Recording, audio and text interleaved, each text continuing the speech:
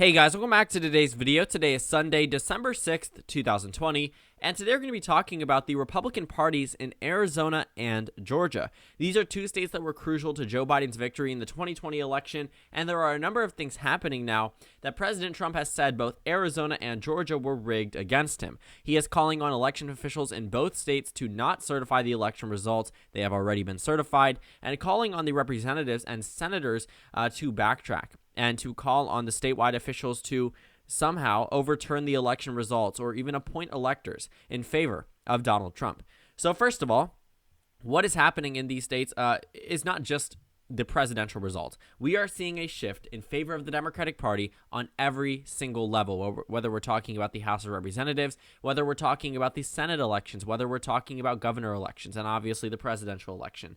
Both of these states are now showing us that they are in the early stages of becoming purple states, possibly even blue states. We are seeing similar things happening here, comparable to what we saw in Virginia. The Virginia GOP has faded into irrelevancy so quickly that I really don't think that they have a shot at the governorship in 2021. Things can change, but the Virginia GOP has failed to field strong candidates for the past 4 years, whether in House elections, whether in Senate elections, and I honestly think that we could see something similar happen in both Arizona and Georgia, because Virginia was that GOP stronghold. Bill Clinton couldn't even carry Virginia. You know, Barack Obama broke history, winning Virginia for the first time in decades. And the fact that Virginia now is close to being a safe Democratic state, if it's just, actually, it's a double-digit % margin of victory. I'm not going to go so far as to say it's safe, but it's absolutely likely for the Democratic Party for future elections. It's been immune to the rightward shift in 2016 and also just showed us that it shifted even more to the left. It shifted even more to the left in 2020. Really, we can see something similar happen in both Arizona and Georgia. So first things first, when I say a shift, I don't mean just a 1 to 2% shift. Arizona was a little bit more conservative in their shift by moving to the left by 3.9%. If you're looking back 4 years ago, it actually shifted from Mitt Romney's margin by 5.6%.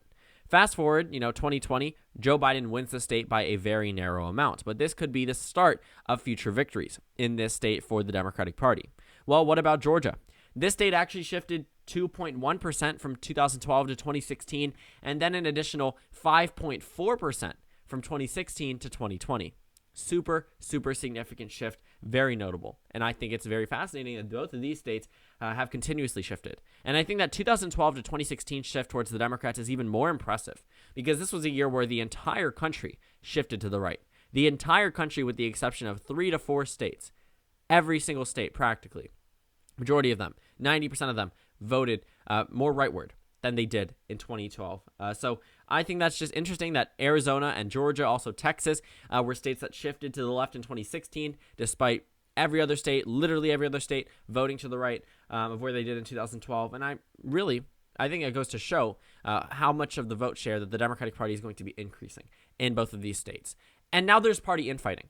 This video is to highlight the issues happening in Arizona and Georgia, but we're going to start off with the state of Arizona. We're actually going to take a look at their governor, Governor Doug Ducey, who recently won re-election 2 years ago with a pretty considerable margin. On the same ballot, the Democratic Party won back the House of Representatives in the 2018 House races. They were able to, have the majority in this state, 5 to 4 seats compared to 5 to 4 in the previous year. In the Senate election, Kyrsten Sinema was elected to the United States Senate, defeating Martha McSally. If you recognize her name, it's because she ran again in 2020.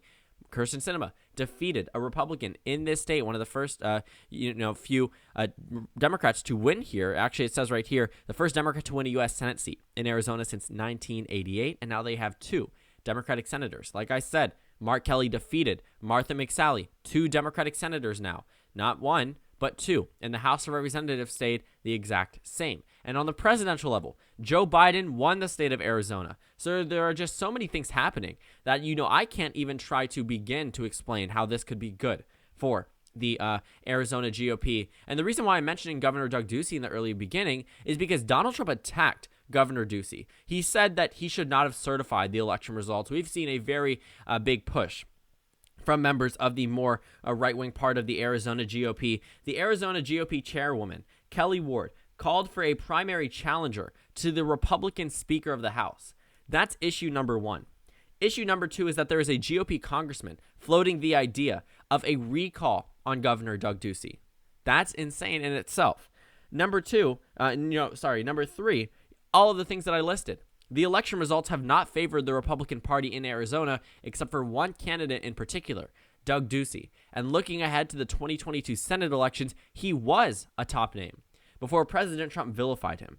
And I really think that this is going to be the final blow, or for the first blow of many, to his Senate campaign. Because I think he will run for the United States Senate, but he's not going to have the immediate backing of the president's supporters.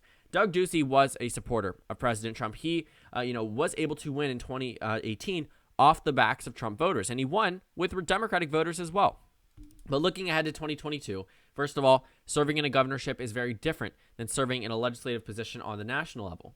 But Doug Ducey, I think, could be competitive, but this is not helping him whatsoever, and this could actually be the beginning of the end for his campaign before it even begins. Because I can guarantee it, Doug Ducey cannot win a primary, much less a general election, without the support from Trump. Even if Trump isn't the president, he is going to hold a lot of influence for the next 4 years, a lot of influence amongst the Republican Party. His endorsement will matter. And if President Trump feels as if Doug Ducey was a part of the machine to take him out, obviously a lot of conspiracies, a lot of unproven allegations, but if Donald Trump does view it that way, he may not be inclined to endorse Doug Ducey, even if there is a Democratic opponent, because he's not even in office. It wouldn't really matter to him anyway, but to his supporters, it would matter. If Donald Trump was not endorsing the Republican nominee, that's notable. And I think Doug Ducey, who will be the front runner right now for the GOP nomination, let's say someone else who will win the support of President Trump, they very well could primary him. And he's not the incumbent, so they very well could beat him in a primary. So essentially what we've seen, a recap of what we've seen in Arizona. We've seen the state shift from right to left in 2 consecutive elections. On top of that, flipping it to the Democratic Party, Joe Biden flipping it for the first time since 1996. In the Senate election, we saw a Democrat defeat Martha McSally for a second time. The Republican Party here went from 2 Senate races, 2 Senate seats in Arizona, down to 0. 2 to 0 in 4 years. In 2016, they held 2. In 2020, they hold 0. 4 years made all the difference. In the House elections, we saw this state shift from right to left. We saw the Democratic Party reclaim the House of Representatives in this state. This is the first time since the 2012 election. That was when Obama and Biden were both on the ballot. Noticing a trend. So in Arizona, it's not just the Senate elections. It's not just the presidential elections. It's not just the House elections. It's everything. And now there's infighting amongst the Trump wing, amongst the more moderate Republican wing. We see Kelly Ward calling on things that should not even be discussed. We see congressmen calling on things that should not even be discussed, pertaining to a governor who was elected likely more than almost every other statewide official in Arizona. So that's important. That is important to note. So the Arizona GOP, and I don't want to say this term because, I'm saying it because I don't have a better term to say, but they were screwing themselves over. This is a statewide party that was extremely strong 4 years ago. Arizona still didn't seem in reach for many Democrats. It was always discussed, and after 2018, that was the shocker. The Senate elections did not go in favor of the Democratic Party as much as they wished that it did. But when Arizona went blue, that was the start of the change. And this shift from 2012 to 2016 should not have been ignored. That was a 6-point shift away from the Republican Party. 2016 to 2020, a 4-point shift away. In just 8 years, 10% of the electorate left the GOP. That is not a good sign entering into future elections. And I'm going to group it in with Georgia. So let's focus our attention there. We have 2 runoff elections. They call them, the 2020 to 2021 Senate elections because they are running into 2021. If you're just wondering why the name is there, the election's on January 5th. And Jon Ossoff, David Perdue are facing off against each other on the same ballot that Kelly Loeffler and Raphael Warnock are facing off against each other. And why did this happen? David Perdue in 2014 was elected for the first time over Michelle Nunn, who arguably I would say is a strong candidate. He defeated her by a pretty significant margin. Now I get it. It was a Republican wave year. But looking ahead to 2020, David Perdue should have outperformed Donald Trump.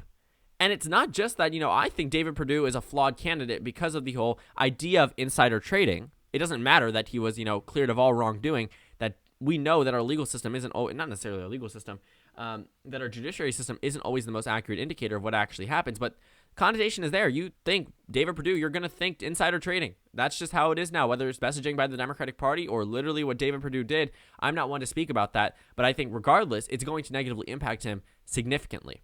And I think that especially in a time where, a lot of us are falling on economic hardship, where there's a global pandemic, and David Perdue and Kelly Loeffler supposedly took action. I'm saying this from the viewpoint of the Democratic Party, took action to sell their stocks rather than care about the people of Georgia. I think that is something that is going to resonate very well, specifically amongst minority voters, which were crucial to Joe Biden's victory here on the presidential level.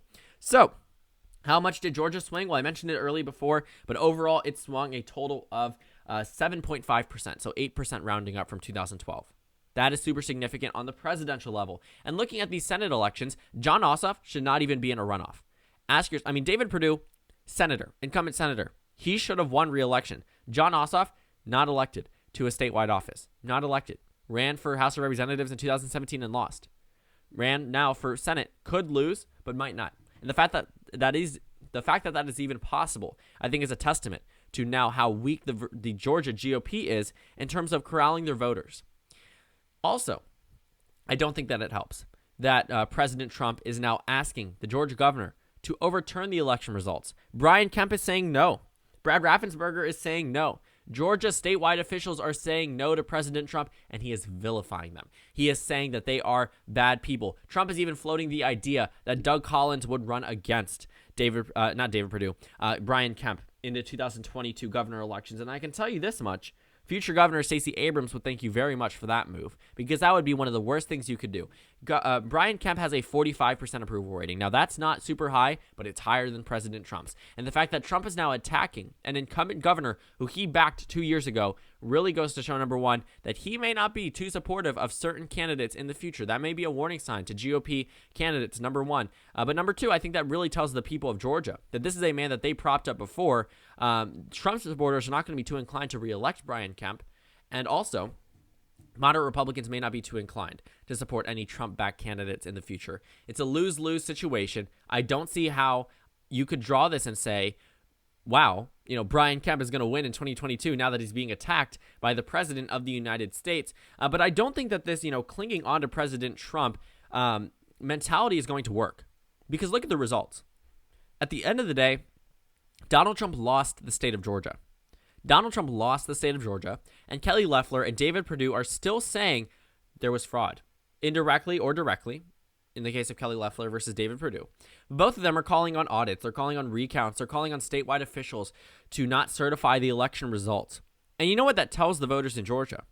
Those crossover voters, those, Perdue and also maybe Biden voters, that maybe, just maybe, if David Perdue doesn't think that your vote was legitimate, why would they vote for them in the regular election? And I think this messaging also, that there is somehow widespread fraud, is not helping the GOP. Because what we've seen now is that 13% of voters who aren't voting in the runoff are doing so because they believe it is rigged. 5%, an additional 5% are saying they are doing it because they are boycotting this runoff election. That is 18% of the not voting electorate. And I know what you're thinking. What's the not voting electorate? Maybe 5, 10%? Would that 18% really matter? The answer is absolutely. Take a look at how close it was on the presidential level. 5 million votes cast, 12,000 made the difference. And looking at the Senate elections here, looking at the runoff elections, I can almost guarantee that David Perdue probably was wishing that he got an additional bump in terms of the vote share that he received.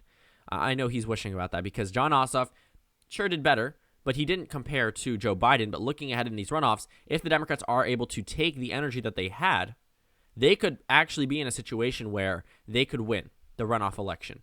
And also Kelly Loeffler, I think she is bringing down David Perdue as well. She is not a popular senator. She was elected, and people actually, were upset that I referred to her husband as practically owning the New York Stock Exchange because it does have a lot of money.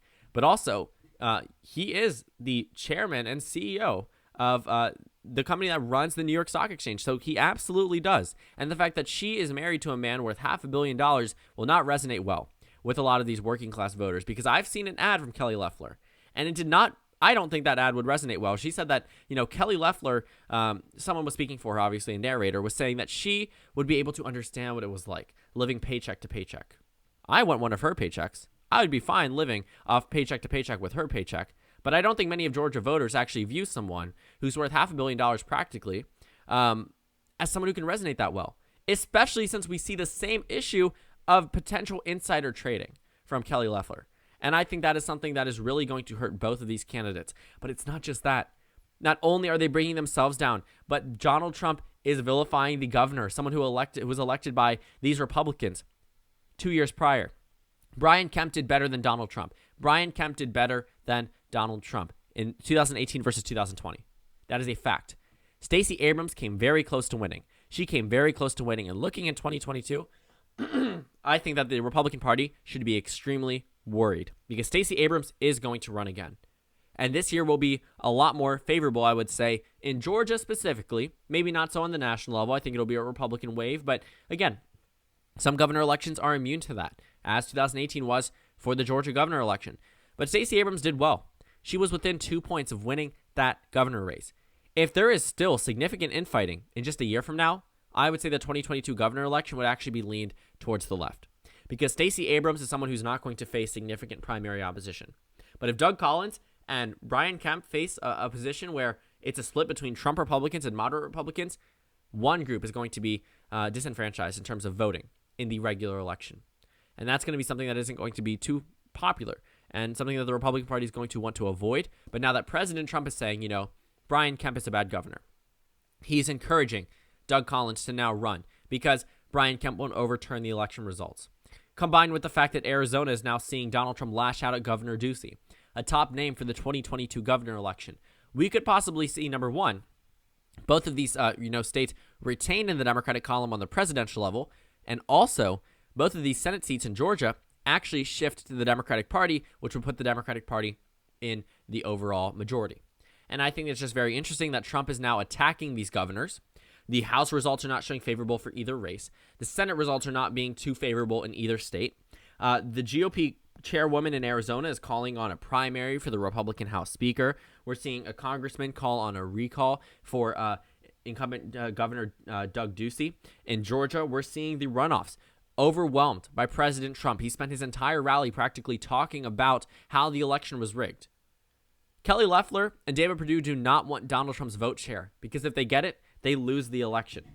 Right now, it's a race between Doug Collins and Brian Kemp entering into 2022. And it's also still a race between Donald Trump and Joe Biden, despite the 55% of the state moving on. Biden won this state. It's shifted by a total of 7.5% since 2012. This is the closest governor election in quite some time now, and we're going to see an even closer one in 2022. The suburban shift is not benefiting them. The Republican statewide officials are going against what President Trump is saying. So we're seeing a lot of infighting, a lot of infighting. And at the end of the day, this seems very reminiscent to what happened in the Virginia GOP. And I think the Democratic Party is honestly counting on that. So thank you guys so much for watching this video. Make sure to comment down suggestions below. Subscribe on the left if you haven't already, and check out the Instagram and Twitter. At the bottom left of the screen, there's also a Discord server for you to go ahead and join. On the screen, there's a video you can watch and then a playlist for my post-2020 election videos. Again, thank you guys so much for watching, and I will see you all later today.